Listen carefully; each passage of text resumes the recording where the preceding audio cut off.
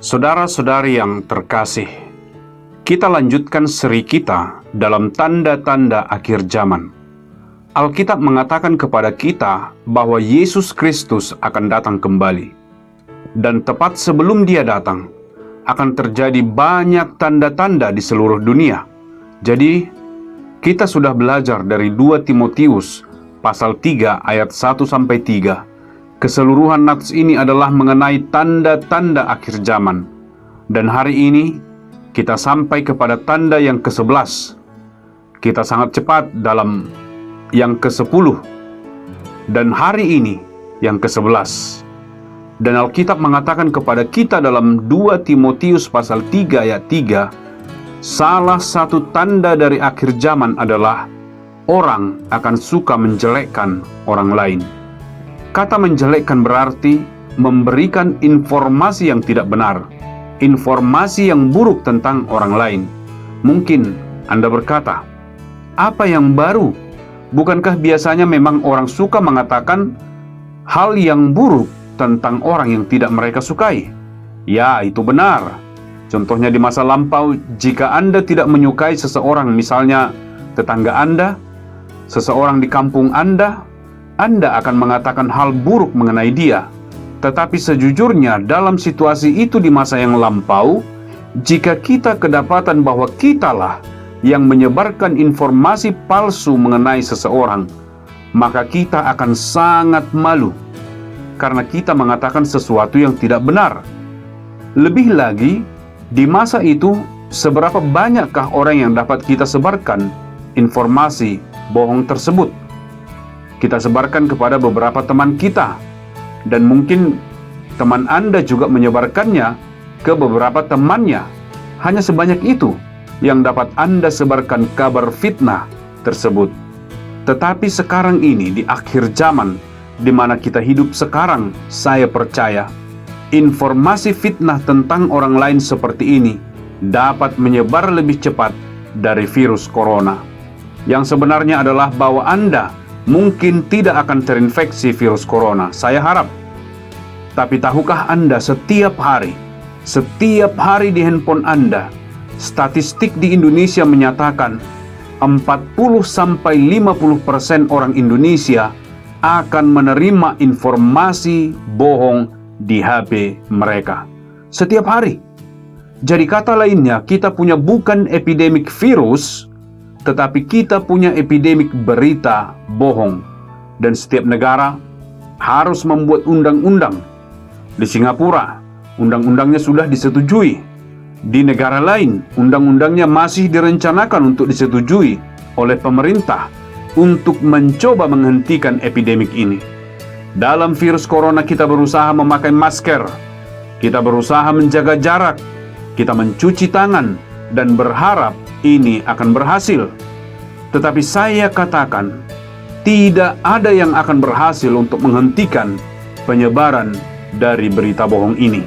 Karena Alkitab berkata, di hari-hari terakhir akan lebih banyak seperti ini yang belum pernah terjadi sebelumnya.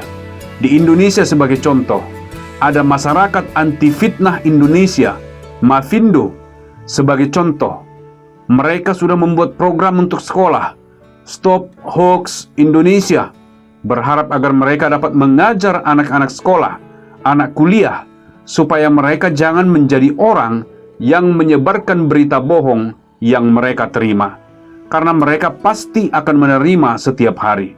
40-50% dari Anda akan menerima berita bohong tentang seseorang atau sesuatu. Dan apa yang biasanya kebanyakan orang lakukan? Mereka mempostingnya, mereka membagikannya dengan seseorang. Jadi menyebar dan semakin menyebar. Dan kemudian menjadi viral. Dan berita bohong tersebut sampai ke seluruh Indonesia. Kita berusaha menolong sekolah, para siswa untuk mengerti. Tolong, jangan langsung membagikan. Jangan menjadi bagian dari komunitas pemfitnah. Banyak ibu rumah tangga contohnya, melakukannya bahkan tanpa menyadarinya. Karena ini sepertinya sudah biasa. Anda mendengar sesuatu, kemudian diteruskan saja. Seperti sedang menularkan virus. Anda bepergian dan Anda berbicara dan kemudian Anda menularkan virus itu. Sepertinya biasa saja. Tahukah Anda di Indonesia sudah ada sekitar 150 juta orang pengguna internet.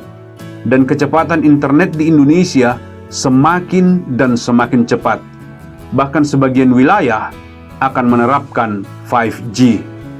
Bahkan di Kementerian Komunikasi Informasi dan Teknologi di Indonesia, ada ratusan orang yang bekerja setiap hari berusaha untuk menghentikan penyebaran virus ini.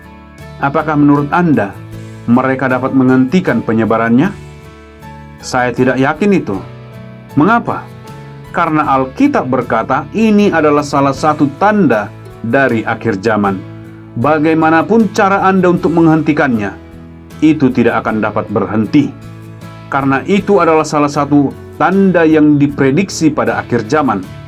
Tetapi kita, sebagai orang-orang Kristen, mari supaya kita jangan menjadi bagian dari penyebaran dari informasi bohong.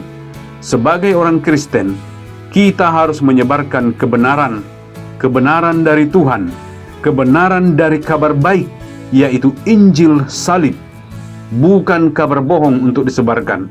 Tugas kita adalah untuk menyebarkan berita baik bahwa Yesus Kristus adalah juru selamat kita, dan Dia mati untuk dosa-dosa kita, dan Dia bangkit dari kematian, dan barang siapa yang percaya kepadanya tidak akan binasa, tetapi memperoleh hidup yang kekal.